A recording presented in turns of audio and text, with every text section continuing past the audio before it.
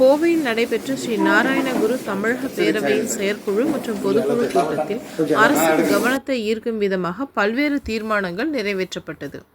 ஸ்ரீ நாராயணகுரு தமிழக பேரவையின் செயற்குழு மற்றும் பொதுக்குழு கூட்டம் கோவை கேரளா கிளப்பில் நடைபெற்றது.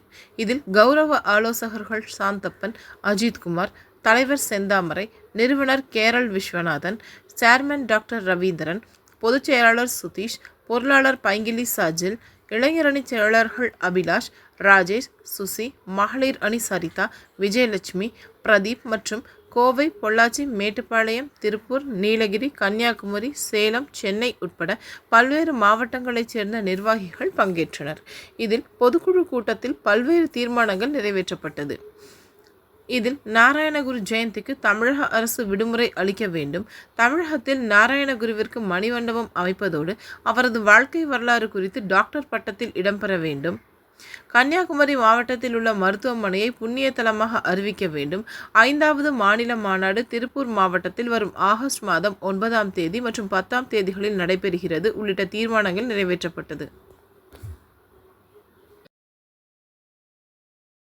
வணக்கங்க. நம்ம ஈழுவாத்தியா தமிழக பேரமைப்பினுடைய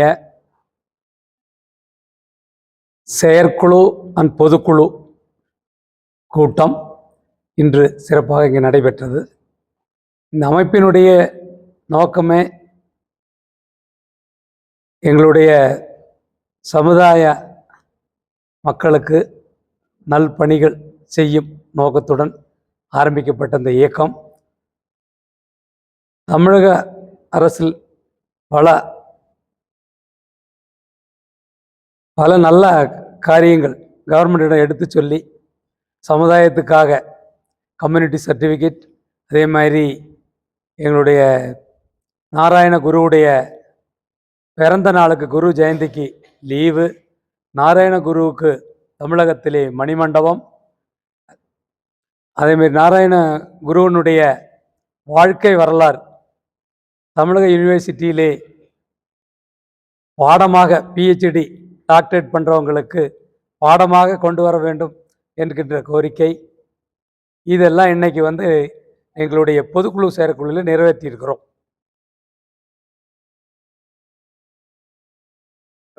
சமூக சீர்திருத்தம் அப்படின்னா நம்ம பிற்படுத்தப்பட்ட மக்கள் காலாகாலமாக தமிழகத்திலே 150, 200 ஆண்டு 300 ஆண்டு காலமாக வாழ்ந்து கொண்டிருக்கக்கூடிய, கூடலூர்லேருந்து தேனி வரைக்கும் இருக்கக்கூடிய, பார்டர்லே வாழ்ந்து கொண்டு கிராமங்களிலே வாழ்ந்து கொண்டு இருக்கக்கூடிய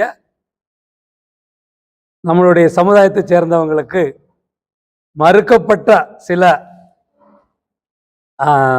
தமிழகத்தினுடைய தமிழ்நாட்டிலேயே வாழ்ந்து தமிழ்நாட்டில் எந்த விதமான அங்கீகாரமும் இல்லாமல் வாழ்ந்து கொண்டு ஒரு சர்டிஃபிகேட்டும் கூட கிடைக்காம வாழ்ந்து கொண்டிருந்தார்கள். அவங்களுக்கு இப்போ தான் இவ்வளவு நாள் போராட்டத்துக்கு அப்புறம் 40-45 ஆண்டுகள் போராட்டத்துக்கு அப்புறம் 2020 தான் எங்களுக்கு அந்த பிசி சர்டிஃபிகேட்டு போன கவர்மெண்ட்டிடம் கிடச்சிருக்குங்க. அதில் இன்னும் எங்களுக்கு இந்த ஓபிசிங்கிற ஒரு இது இன்னும் கெசட்டில் வரல. இந்த ஓபிசி வந்தால் மட்டும்தான் நம்மளுடைய தமிழகத்தில் இருக்கக்கூடிய குழந்தைகள் சென்ட்ரல் கவர்மெண்ட்டினுடைய வேலைகளுக்கோ படிப்புக்கோ போய் சேர முடியும். அது இதுவரைக்குமே அது கிடைக்கவில்லை. அது தமிழக கவர்மெண்ட்டு இங்கேருந்து பரிந்துரை பண்ணி எங்களுக்கு டெல்லிக்கு அனுப்ப வேண்டும். அதனால் பெருந்தன்மையோடு நாங்கள் தமிழக கவர்மெண்ட்டோட கேட்டுக்கொள்வது, எங்களுக்கு எப்படியாவது இந்த ஓபிசி சர்டிஃபிகேட்டை சென்ட்ரல் கவர்மெண்ட்டில் பெற்றுக் கொடுக்கும்படி கேட்டுக்கொள்கிறோம். ஏன்னா ரொம்ப பிற்படுத்தப்பட்ட சமுதாயத்தை சேர்ந்த மக்கள், அதுவும் கூலி வேலைகள் செஞ்சு லேபராக வாழ்ந்து கொண்டு இன்னைக்கு கூடலூர் தேனி வரைக்கக்கூடிய தமிழகத்தில் இருக்கக்கூடிய பார்டரில் இருக்கக்கூடிய கிராமங்களில் வாழ்ந்து கொண்டிருக்கிறார்கள். அவங்களுடைய அடிப்படைக்காகத்தான் இந்த அமைப்பை உருவாக்கப்பட்டது. இன்னைக்கு வரைக்கும் அந்த காலனிகளில் யாருமே கிராமங்களில் ஒரு டிகிரி படிக்க முடியல, ஒரு கவர்மெண்ட் வேலைக்கு போக முடியல. காரணம் ஏன்னா இந்த கம்யூனிட்டி சர்டிஃபிகேட் இல்லாத ஒரே காரணம், ஒடுக்கப்பட்ட மக்களாக இங்கே தமிழகத்திலே வாழ்ந்து கொண்டிருக்கிறார்கள். அவங்களுடைய சமூக சீர்திருத்தத்துக்காகத்தான் நாங்கள் இந்த அமைப்பை உருவாக்கணும். இந்த அமைப்பை உருவாக்கி பெற்றது 2020 கம்யூனிட்டி சர்டிஃபிகேட். அதுக்கப்புறம் எங்களுக்கு இன்னும் ஓபிசி கிடைக்கவில்லை. அதுக்காக நாங்கள் பாடுபட்டு கொண்டிருக்கிறோம். அது கூட சேர்ந்து தமிழகத்தில் குருவனுடைய குரு ஜெயந்திக்கு நாங்கள் லீவை கவர்மெண்ட்டிடம் கேட்டிருக்கிறோம். இப்போ கன்னியாகுமரி மாவட்டத்திலே 3 தாலுக்காக்களுக்கு அந்த கன்னியாகுமரி மாவட்டத்தினுடைய அமைச்சர் மனோ தங்கராஜ் சார் அவர்கள் 3 தாலுக்காவுக்கு லீவ் வாங்கி கொடுத்துருக்கிறார்.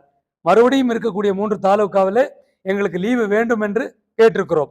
கண்டிப்பாக வாங்கி கொடுக்குறோன்னு சொல்லியிருக்கார்கள். அதுக்கப்புறம் நாங்கள் பெரும்பான்மையாக வாழ்ந்து கொண்டு இருக்கக்கூடிய கோவை மாவட்டம், நீலகிரி மாவட்டம், திருப்பூர் மாவட்டம், சென்னை உள்பட அனைத்து மாவட்டங்களுக்கும் நாராயணகுருவுடைய பிறந்த நாளுக்கு, நாராயண குரு ஜெயந்திக்கு நாங்கள் லீவை தமிழக கவர்மெண்டோட கேட்டிருக்கிறோம். அவங்களும் பரிசீலிக்கிறதாக சொல்லியிருக்காங்க. எங்களுக்கு அதை தயவு செஞ்சு எங்களுடைய நாராயண குருவுடைய லீவை வழங்குமாறு தாழ்மையுடன் கேட்டுக்கொள்கிறோம். அது மட்டும் அல்லாமல் அதான் தமிழகத்தில் எங்களுக்கு நாராயணகுருவுக்கு மணிமண்டபம் வேண்டும் என்றும் கவர்மெண்டில் நாங்கள் கேட்டிருக்கிறோம். நாராயணகுருவுடைய பிஹெச்டி கோர்ஸ் எங்களுக்கு தமிழ்நாடு கவர்மெண்ட் யூனிவர்சிட்டியிலே பிஹெச்டி படிப்பதற்காக அதனுடைய வாழ்க்கை வரலாறு சரித்திரம் இதை அந்த காலேஜில் கொண்டு வர வேண்டும் கேட்டிருக்கிறோம். அதையும் செஞ்சு கொடுப்பதாக சொல்லியிருக்கார்கள். அதே மாதிரி எங்களுடைய நாராயண குரு அவர்கள் கன்னியாகுமரி மாவட்டத்திலே மருத்துவமலை என்கிற மருத்துவமலையில் தான் முதல்ல தபஸ் இருந்த இடம், தியானம் செய்த இடம் ஃபர்ஸ்ட்ல. அந்த இடம் இன்னைக்கு நாங்கள் அது கோயிலாக கும்பிட்டுட்டு இருக்கிறோம். அதை ஒரு புண்ணிய ஸ்தலமாக பக்தர்கள் போகும் இடமாக தமிழக கவர்மெண்ட் அதை அறிவிக்க வேண்டும் என்று தாழ்மையுடன் கேட்டுக்கொள்கின்றோம். எங்களுடைய முக்கியமான கோரிக்கை, இன்னைக்கு தமிழகத்திலிருந்து பார்த்தீங்கன்னா நீலகிரி மாவட்டம், கூடலூர், பந்தலூர், மசனகுடி, ஊட்டி, குந்தா, குன்னூர், கோத்தகிரி தாலுக்கிலிருந்தும், அதே மாதிரி கோவை மாவட்டத்திலிருந்து மேட்டுப்பாளையம், கோயம்புத்தூர், மதுக்கரை, கிணத்துக்கடவு, பொள்ளாச்சி, ஆனமலை, வால்பாறை தாலுக்கிலிருந்தும், அதே மாதிரி திருப்பூர் மாவட்டத்திலிருந்து திருப்பூர் மாவட்டம், திருப்பூர் மாவட்டத்தினுடைய உடுமலை தாலுக்கு திருப்புரை மாவட்டம், அதே மாதிரி பழனி, திண்டுக்கல் மாவட்டத்திலிருந்து திண்டுக்கல், பழனி, கொடைக்கானல், அதே மாதிரி மதுரை, கன்னியாகுமரி மாவட்டம், திருச்சி, திருச்செங்கோடு, நாமக்கல், சேலம், நெய்வேலி, ஒசூர், சென்னை அனைத்து தாலுக்காக்கள்லேருந்து மாவட்டங்கள்லேருந்து இங்கே அனைத்து நிர்வாகிகளும் பொதுக்குழு செயற்குழு கலந்து இப்போ தான் எங்களுடைய மீட்டிங் முடிச்சு எல்லாம் கிளம்புனாங்க. நீங்கள் கொஞ்சம் லேட்டாக வந்துட்டீங்க, எல்லாரும் கிளம்பிட்டாங்க. Okay thanks. 5வது மாநில மாநாடு திருப்பூர் ஆகஸ்ட் மாதம் 9-10 மாநாடாக அங்கே 9-10 ஆகஸ்ட் 9-10 மாநாடாக 5வது மாநாடு திருப்பூர் நடத்துறதுக்கு தீர்மானிச்சிருக்கிறோம்.